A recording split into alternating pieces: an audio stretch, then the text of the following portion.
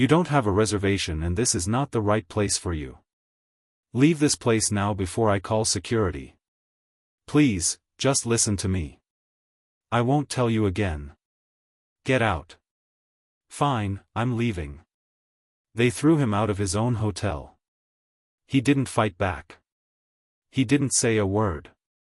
He just looked at the woman who did it and said, "Tomorrow I'll show you who I really am." She laughed. She shouldn't have. The Whitmore Grand stood at the corner of 5th and Monroe in downtown Chicago. 42 floors of steel and glass. A building that didn't just cost money, it announced money. The kind of place where the revolving door alone cost more than most people's cars. Black SUVs lined the front entrance that morning. Valets moved fast. Doormen stood straight. Inside, the chandeliers threw gold light across marble floors, and the whole lobby smelled like fresh flowers and expensive cologne. People moved through it like they belonged there. Designer bags, custom suits, shoes that had never touched a sidewalk. And then there was Ethan. He walked up to the entrance alone.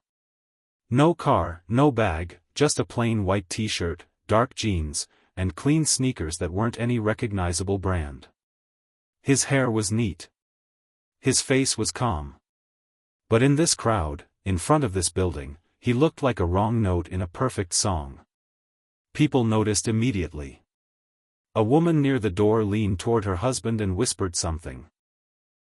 Two guys in blazers looked at him and smirked. A man in a gray suit paused, looked Ethan up and down, then kept walking like he hadn't seen anything worth remembering. Ethan heard all of it. His face didn't change. He walked through the revolving door like he'd done it 1,000 times. Inside, the morning rush was in full motion. Guests checking in. Staff moving with precision. The restaurant section off the main lobby was already half full. White tablecloths. Crystal glasses. A piano playing low in the corner. Ethan moved toward it. He found an empty table near the window. The city was visible through the glass, gray sky, wet streets. Chicago in November. He pulled out a chair and sat down. Nobody came to seat him.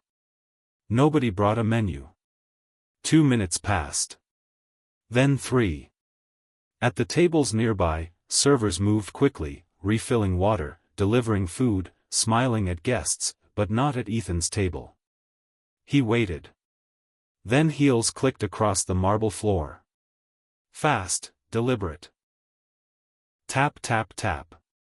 Her name was Diana, restaurant floor manager, mid-30s, sharp blazer, hair pulled back, clipboard in hand. She stopped at the edge of Ethan's table and looked at him the way a person looks at something that isn't supposed to be there. "Excuse me." Ethan looked up.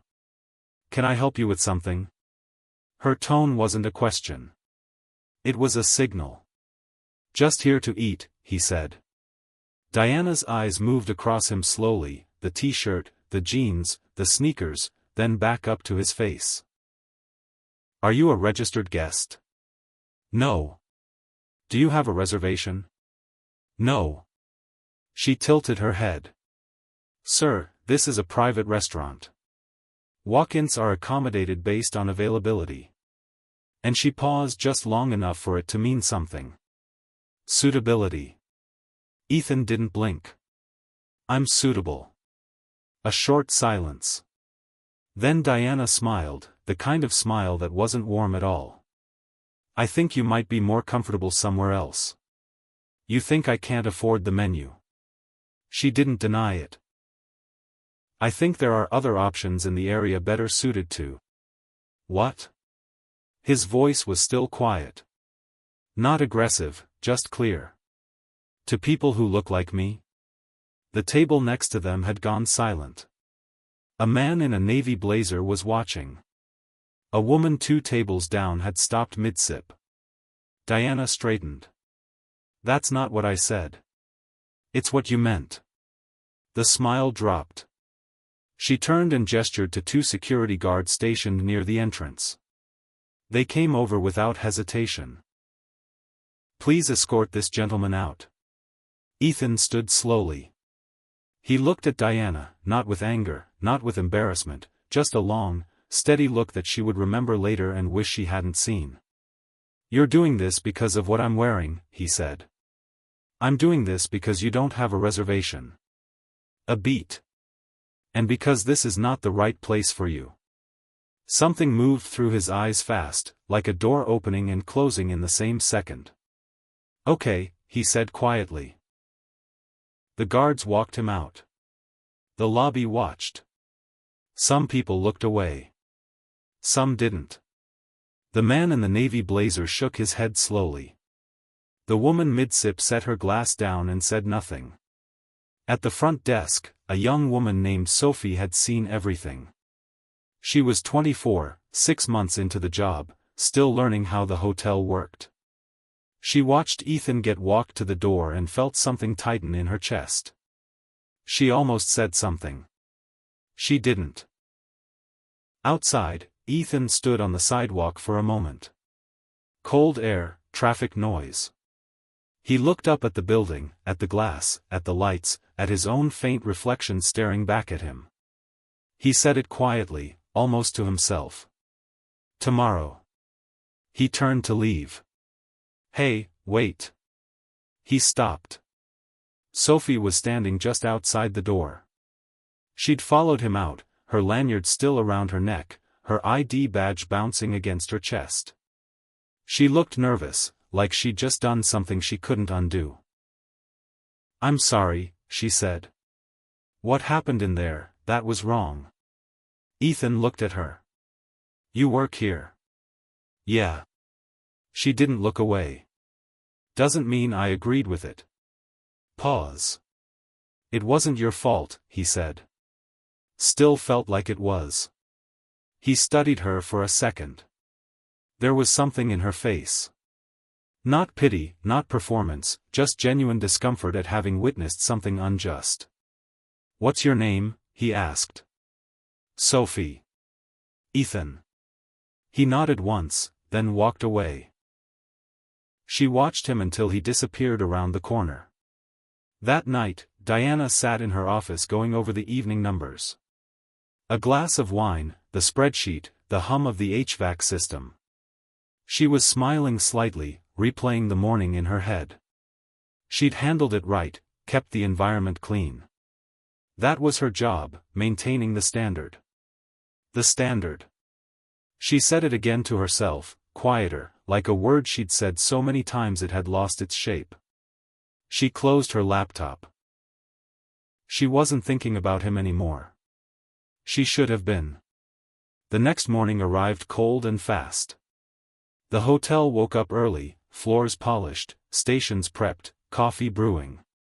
At 7 a.m., the senior operations director, a man named Marcus, called an all-staff meeting in the main conference room. "We have an ownership visit today. The owner of Whitmore Holdings is coming in for an unannounced walkthrough. Everything needs to be." "Who is it?" someone asked. Marcus looked at his notes. "Ethan Whitmore." The name landed like a dropped tray. 3 seconds of complete silence. Then the room exploded into controlled panic. Stations were double-checked. Uniforms straightened. Staff moved through the lobby with purpose. Diana stood in the center of it all, her clipboard gripped tight, her face doing something complicated. Whitmore. She knew the name. Everyone knew the name. The hotel was named after the family. She'd known that. She just hadn't. The thought didn't finish. At 8:47 a.m., a black car pulled up to the front entrance. The driver stepped out and opened the rear door. Ethan Whitmore stepped onto the sidewalk. Black coat, fitted slacks, a watch on his wrist that the head doorman immediately recognized. Same face, same calm eyes, completely different context. The front doors opened. Marcus was already there. "Mr. Whitmore. Welcome back, sir." Ethan nodded. He walked through the lobby slowly, taking everything in. At the restaurant entrance, he stopped. Diana was standing 20 feet away. She saw him. Her clipboard slipped from her fingers and hit the floor. Nobody moved to pick it up. She didn't move at all. She just stood there, and her face went through 5 different expressions in about 2 seconds. Recognition, confusion, understanding, dread, and finally something that looked like the floor opening beneath her. Sophie, standing at the front desk, watched Diana's face fall and felt the air change in the room. Ethan walked toward Diana. He stopped in front of her. The lobby was quiet now. Not the normal quiet of a functioning hotel. The held-breath quiet of people who know something is about to happen. "Good morning," Ethan said. Diana's mouth opened. Nothing came out. He tilted his head slightly. "I believe you said I wasn't suited for this place." Her eyes dropped to the floor. "Look at me," he said. Not loud, not cruel, just direct. She looked up. "Do you want to explain to the staff what happened yesterday, or should I?" The silence stretched. Diana's throat worked. "I made a mistake," she said. Her voice was barely there. "You made a judgment," Ethan said. "Based on what I was wearing, and when I told you that directly, you had me removed." Diana's hands were shaking. "Sir, Did you do that to me specifically, or is that how you treat anyone who walks in here who doesn't look wealthy enough?" No answer. He waited. "I don't know," she finally said, and somehow that was worse than a lie. Ethan turned to the staff who had gathered in a loose semicircle around them. Marcus, 3 servers, 2 front desk agents, a kitchen manager, all watching.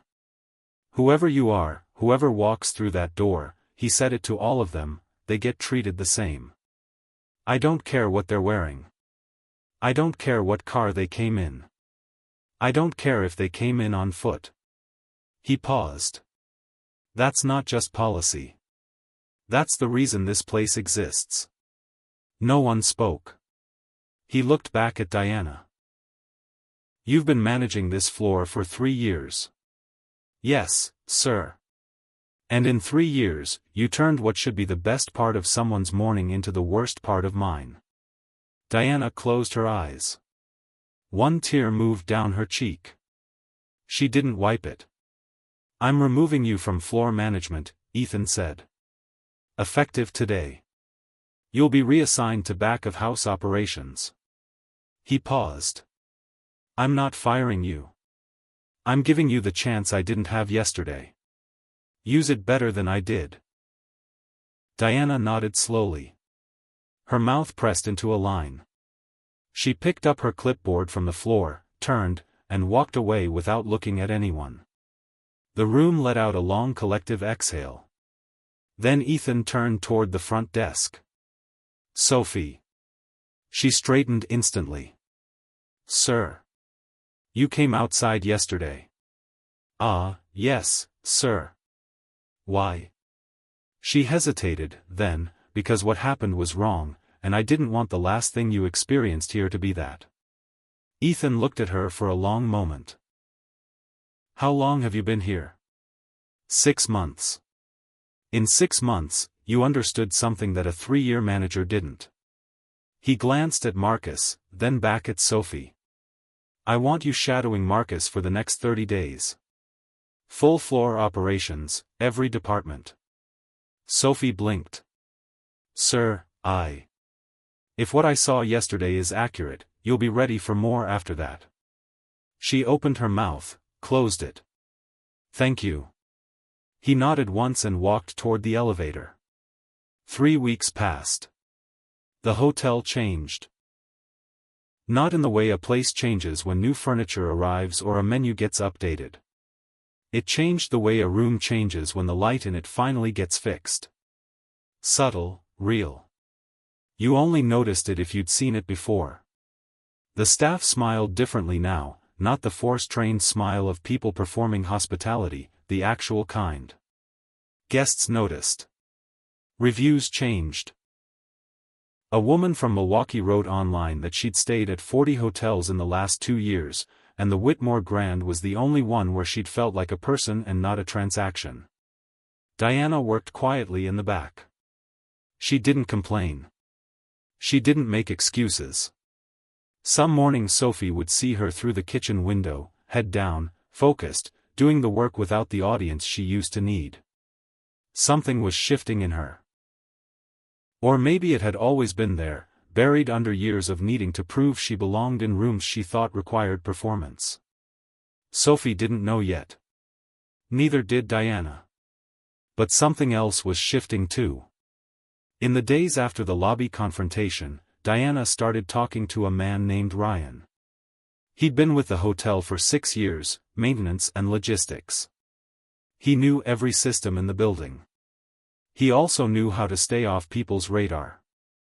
Diana found him in the break room at 11 p.m. Ryan looked at her over his coffee. "I need something to go wrong," she said quietly. "Not dangerous, not illegal, just wrong. And I need it to look like it happened because someone didn't do their job." Ryan set his cup down slowly. "Someone like who?" Diana said the name. He was quiet for a moment, then he nodded. The problem started on a Tuesday. The Whitmore Grand was hosting a private corporate dinner.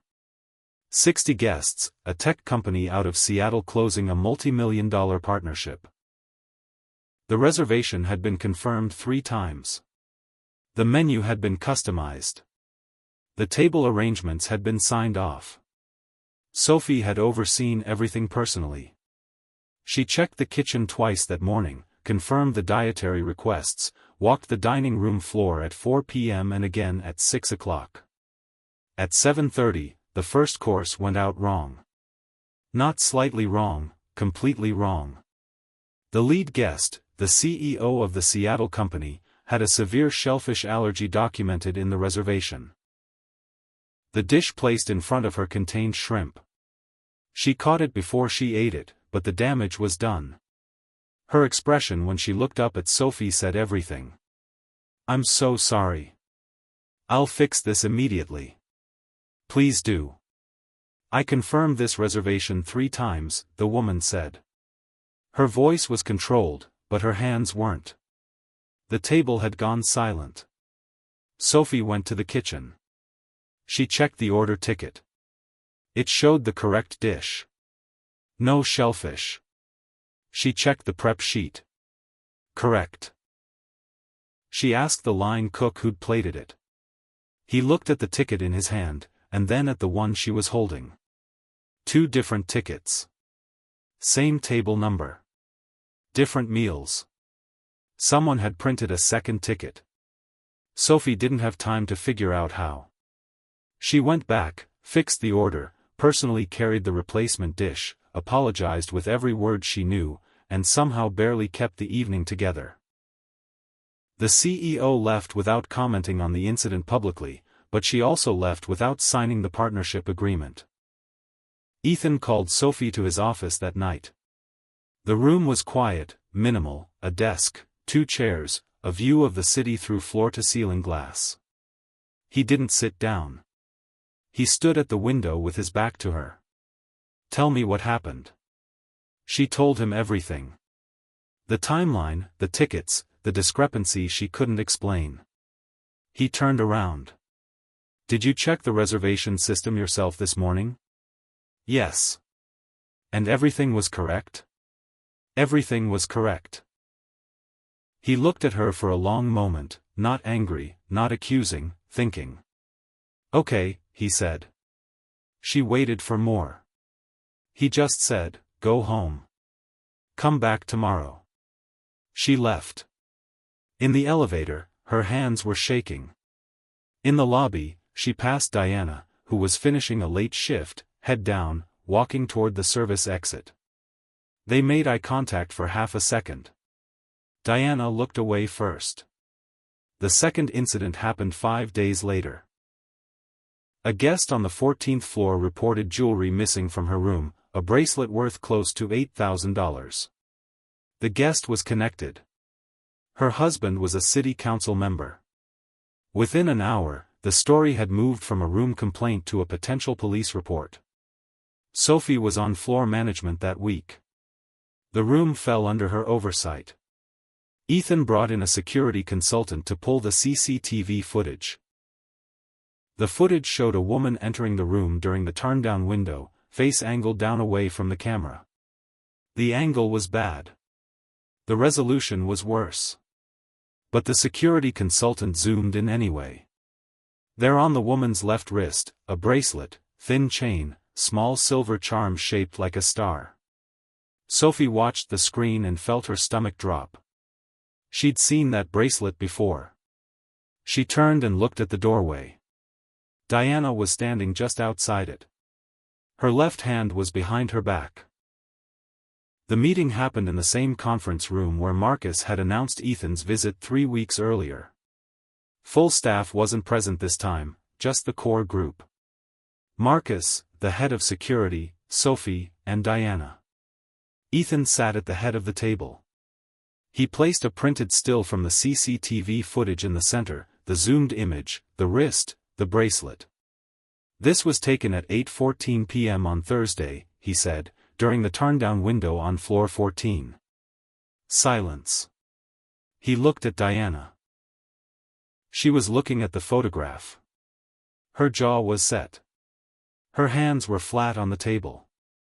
The bracelet in the image has a specific charm, Ethan said. Star-shaped, sterling silver.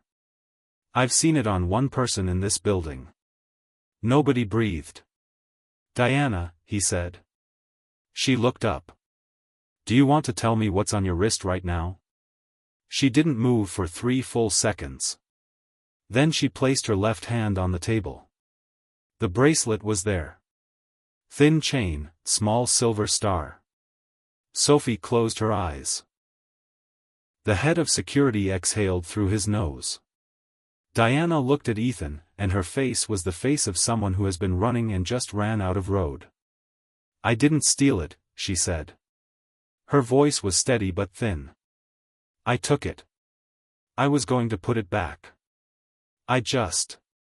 She stopped, started again. I wanted something to go wrong for her.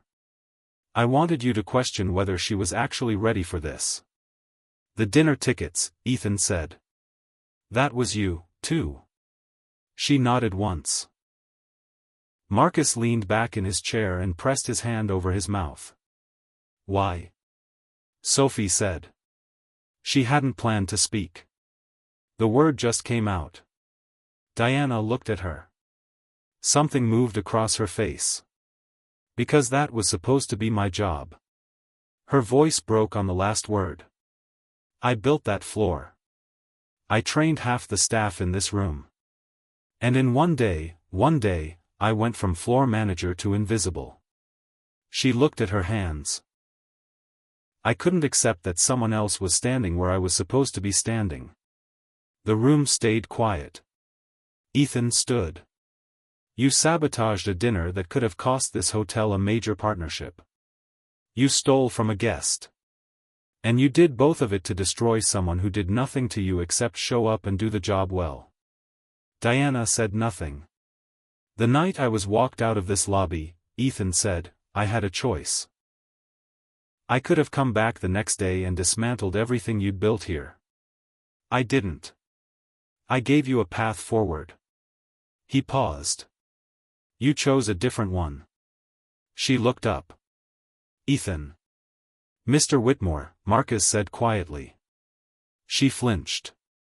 Your employment here is terminated, Ethan said. Effective immediately.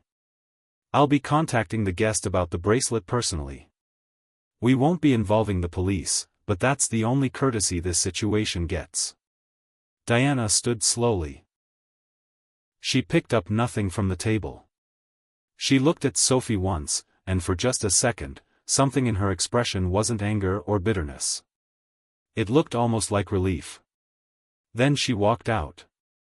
The door closed behind her. Nobody spoke for a long time.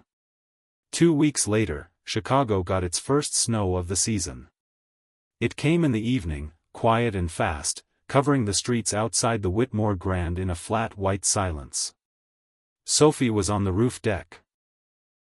The hotel had one, enclosed, used for private events. She'd come up to check the setup for the next morning. She stood at the glass wall and looked out at the city disappearing into white. She heard the door behind her open. Ethan walked in. He didn't look surprised to see her. He came to stand a few feet away and looked out at the same view. "You okay?" he asked. "Getting there," she said. Pause. "You never asked me if I thought you made the right call," she said. "With Diana, both times, did you think you did?" She considered it. "The first time?" "Yes." "The second time?" She stopped.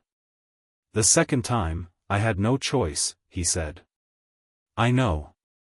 She watched a taxi move slowly through the snow below. "I just keep thinking about who she was before any of this happened. She must have been good at her job once." "She was," Ethan said. "That's what made it worse." Silence. Then he said, "You know what I keep thinking about?" "What?" "The fact that you came outside." He turned to look at her. "You didn't have to do that. I was already gone. You had nothing to gain." Sophie shrugged slightly. It felt wrong not to. Most people feel that and do nothing anyway. She looked at him. There was something in the way he said it. Not a compliment exactly. More like an observation he'd been turning over for a while. "I grew up watching my mom get treated like she was less than," Sophie said. "Grocery stores, doctors' offices, restaurants." She looked back out the window. She never made a scene. She just absorbed it every single time. Pause. "I told myself a long time ago I wasn't going to do that. I wasn't going to be the person who watches and says nothing." Ethan was quiet for a moment. "I'm glad you weren't," he said. The snow kept falling. After a while, he said, "I want to talk to you about what comes next for your role here." "Okay." "Not tonight." He almost smiled. "Tonight, I just needed somewhere quiet." Sophie nodded. She understood that. They stood there in the snowlight for another few minutes. Not talking, just two people watching a city go quiet. That was the beginning of something neither of them had a name for yet. But the hotel felt it.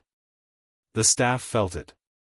The way a room feels different when the right people are in it, doing the right things, for the right reasons. The Whitmore Grand was 42 floors of steel and glass. But what made it worth something had nothing to do with the building. Don't ever judge a person by what they're wearing. What's underneath doesn't change. And someday, what's underneath is exactly what you'll have to answer for.